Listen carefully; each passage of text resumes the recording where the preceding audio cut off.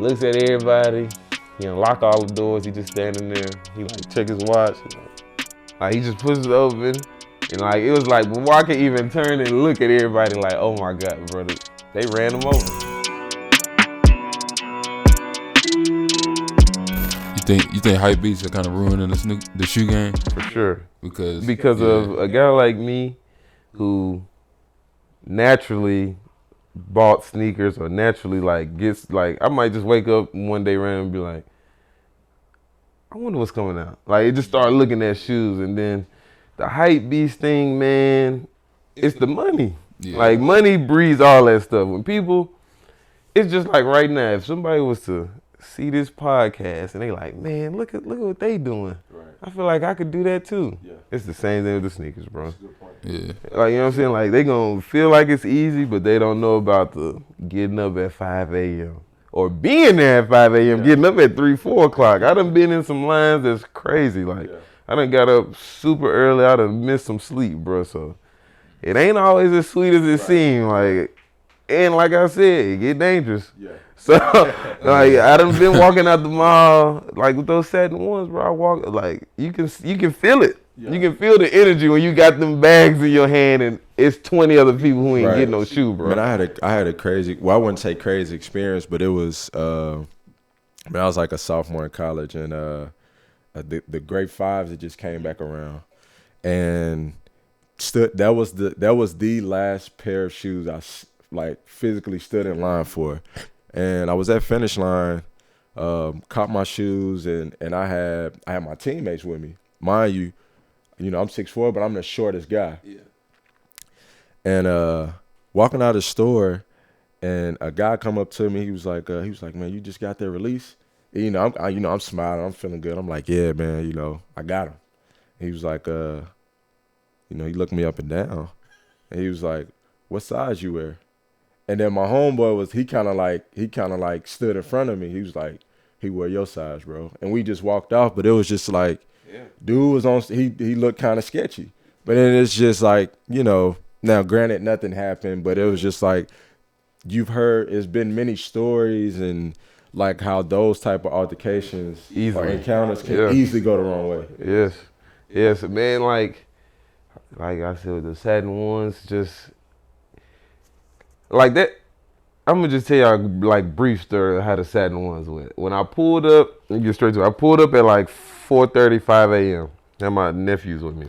Cause like another thing, a trick to the trade is like stores would be like, if they do a quick strike, which means like it didn't have a release date. They probably got the shoes in the store, and Nike was like, hey, we're releasing them Friday. Right. Don't worry about the date we had. So like they'd be like, oh, they releasing Friday, quick strike. So there'll be no raffles for it. So this is first come, first serve. We pull up, it's already like 10 dudes out there. The police, so I used to just put my finish line shirt on. Mm-hmm. So I would put my shirt on, go stand out there. I know they won't bother me. If I see the security, I know he probably just let me in. Bro, long story short, they come tell these dudes, hey, y'all been out here causing too much commotion. Y'all been trying to break in the mall, to do all this, leave the premises. The police pulled up, cool, boo. The dudes leave. All right, me and my nephew, we just sitting in the car. It's probably about 5:30 now, 6. Like the sun's starting to come up because it's summertime. So we go to the door, we standing there. Now the line gets crazy. Like just imagine 30, 40 minutes past, now everybody's here. The door's finna open in about an hour. We all out there. All right, cool. About 10 minutes before the door's about to open, the dudes come back. They come to the line. They like, man, we been here all night. You feel me? Like, they ain't trying to let us do this, that, and the third. And they telling us we had to leave, bro. You seen us? Like, he told me, like, bro, you seen us? They told you could stay, you know what I mean? Because I'm like, man, hey, I really ain't got nothing to do with me. Right. You know what I'm saying? I'm just, I'm license to carry. Right. So that's all we gonna say. So I'm just standing there, everything is getting kind of, I'm just like, all right, man, this is kind of wild. I ain't been a part of this in a long time. The security guard comes to the door, bro. Everybody like, oh, he's gonna open the door. Yeah. So, it's a line though. So I'm in the front. I'm the first person in the line. It's down, like it's going now. He comes up to the door. He's just standing there about a minute or two. He's just looking. And I'm like, man, I pray to God he doesn't do what I think he's about to do. Right. He looks at everybody. He unlock all the doors. He just standing there. He like check his watch. He like, everybody else looking like, oh man, we got about 30 seconds to this door. Bro opens the door, pushes it open, and he just stands there. Like he just pushes it open, and like it was like before I could even turn and look at everybody, like, oh my God, brother, they ran him over. Man.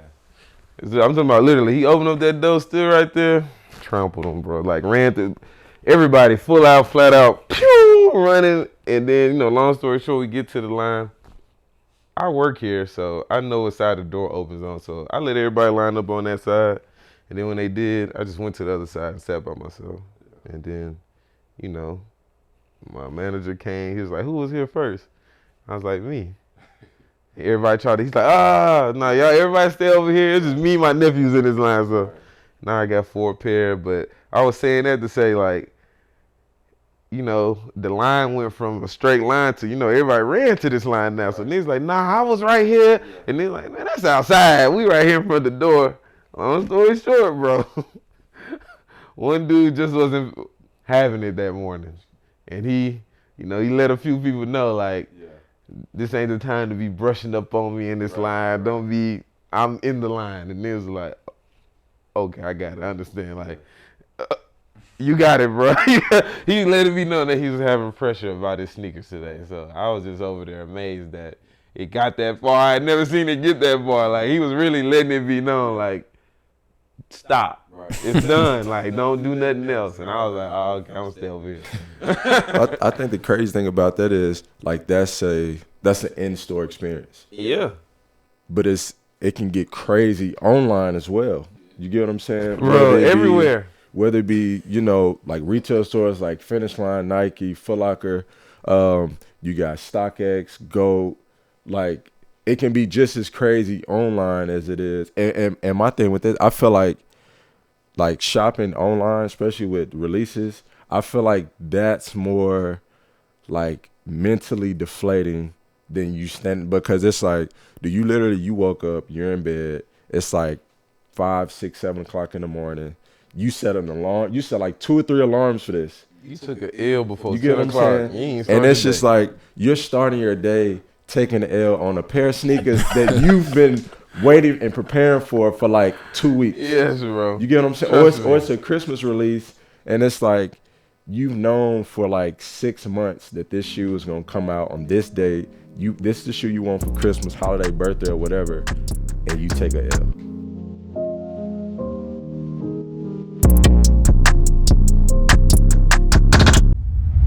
What's going on, everybody? It's Jay Duke. My name is Mark Brown. Hey, bro, come on, turn up, man. You gotta wake up, bro. What's good, y'all? My name is Mark Brown. Make sure y'all keep watching, man. We got great content on the way. Make sure y'all keep checking us out.